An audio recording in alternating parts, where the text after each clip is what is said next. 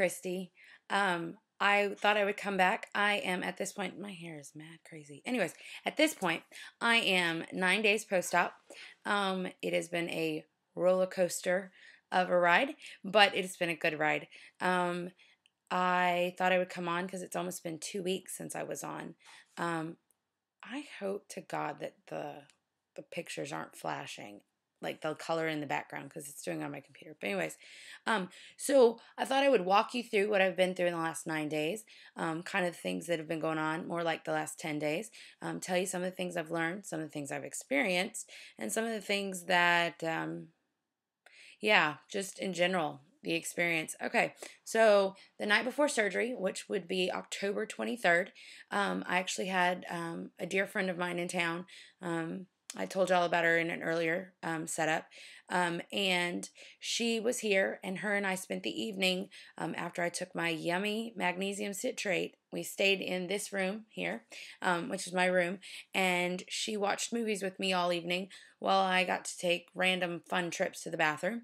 And we created a really fun thing that I'm actually going to introduce to y'all later on in a different video. But her and I did some crafty things to help me track my progress. We did my measurements for my legs, and then we created an area in my bedroom. My bedroom's quite large, so we created an area in my bedroom where I can take my pictures, and my plan is to take a picture once a week. I would love to be able to put it in a slideshow and hit play and it just run and like show. Hopefully in the end that'll be what it does.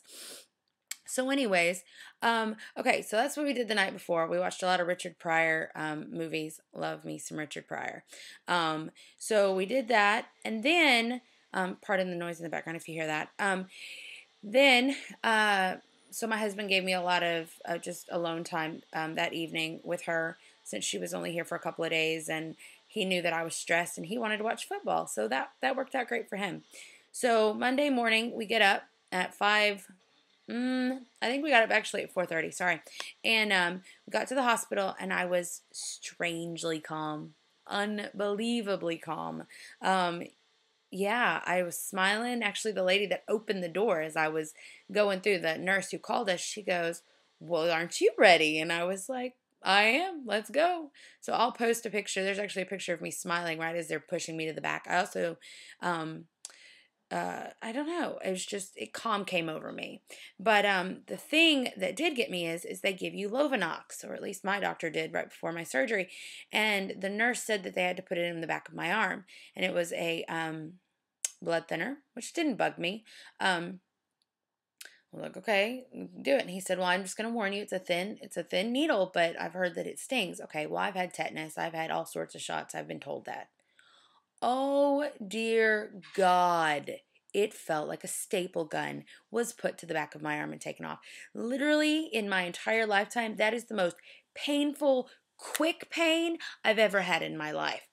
I screamed bloody murder, and I am a tough girl. You ask anybody that knows me, I can handle my pain. But I mean, I was up and walking out at a outdoor market type thing 3 days after a C-section. I can deal with pain. That was ridiculous. So I'll have a story for that one in just a few minutes. But the Lovenox just was unreal, and I actually had a bruise on the back of my arm from where they did it, which makes sense. It was a blood thinner, but still, seriously, they need to do something about that pain level. So then anesthesiologist came in, introduced himself, and I told him about a weird, scary dream I'd had where I was going to be paralyzed while they were operating, and I wouldn't be able to say anything. And he said, "Sweetie, no questions scary." But I've been doing this for 12 years. I've never haven't had it happen, and I'm going to take amazing care of you. And as soon as he said that, just the little bit of scared that I did have was gone. It just was gone. I was fine. I felt safe. Then my surgeon came in, introduced himself, and said we're going in at 7:30. And also the anesthesiologist told me that some of the stuff they give you kind of creates an amnesia type effect. So I know that there were a few things that happened, and if you tell me about them, I can vaguely remember them right before I went in surgery. But other than that, not so much. So my surgery was supposed to take until about 10:30, I think, in the morning. They said that they would come and talk to my family and that they would probably have me up in my room by about, I think, noon. Um, so at about 9:55, Christy and Neil started looking for what time it was. And about that time, they came out and said, actually, she's out. And remarkably, they had my room ready. So, where most people go to recovery for a few hours, I actually was shipped up to my bedroom or my hospital room to start my recovery. 4 hours after surgery, I don't remember much at that point. 4 hours after surgery, um, they come in and they get me to go walk. Oh, dear God, the nausea was bad. It was, I don't even know if there's words. But I was like, okay, I'm going to get out of this bed because that's what I'm supposed to do. So we get up out of bed, not to add, there's a catheter attached to you, and your IV, and you're nauseous, and so on and so forth, and you want to sleep. So I went ahead and I got up and we started out the door of my hospital room, and there was a bench. I'm talking maybe 3 feet from the door, and I made it to the bench where then we decided that I wasn't going to be able to go any further. They gave me a walker, which I was really happy about because I was kind of worried about hanging on my husband or hanging on Christy walking down those hallways.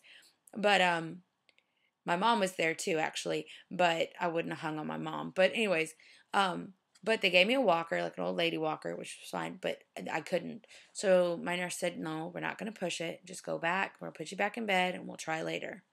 I did not walk again that day. I could not. It was horrible. So a lot of that day is really fuzzy. I had several friends come in, and I have like one memory of them in front of me, but I don't remember talking to them. They said that I was talking out and like, you want to see my incisions? And so I'm guessing anesthesia makes me a little silly. But all I wanted to do was sleep.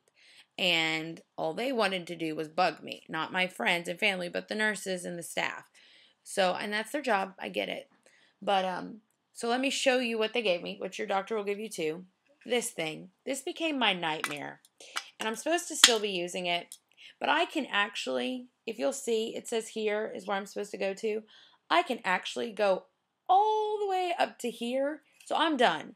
I do it maybe twice a day now instead of every hour. I hope that that doesn't come back to bite me in the butt. But this and I are not friends. I was tired and I didn't want to wake up and I didn't want to do it 10 times an hour. And that's what you're supposed to do. And it was just, ugh. Anyways, okay. So things that were very important while I was in the hospital. I have to say that it tears me up when I start to say this, but okay. My amazing friend, Christy, was my chapstick, like, superhero. Every time I would wake up and need an ice chip or something in my mouth, she'd get up and she'd come over and goes, "Do you need ice? Do you want chapstick?" And she'd like put the chapstick on me. Like that's the kind of friend I have. She's amazing. You should get one. I think they're available at Toys R Us. It might cost you a lot, and they won't be near as special as her, but they might be available there. Okay, the gas pains.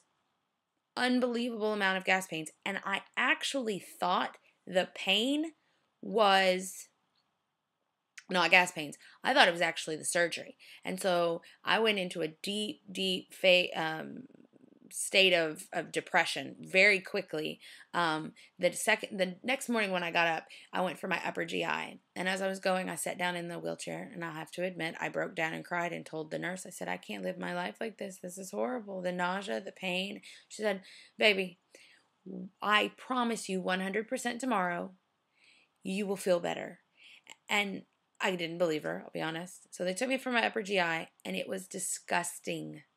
They give you this stuff. You haven't had anything to eat or drink, and your mouth is dry because all you're doing is ice chips until they do your upper GI to make sure you don't have any leaks. And they give it to you, and they say swallow. And the lady who was doing it said, "Well, let me get you a washcloth, and I'll get the washcloth in case you feel like you need to throw up." She's like, "Nothing's gonna come up, but it'll make you feel better if you have washcloth." She got me a washcloth. That thing came in handy because as soon as I was done with my upper GI, I used it to scrape the flavor off of my tongue. Sounds gross to most, but I needed that out of my mouth. So when I get back, they start pushing broths on me and teas and stuff. I didn't like anything.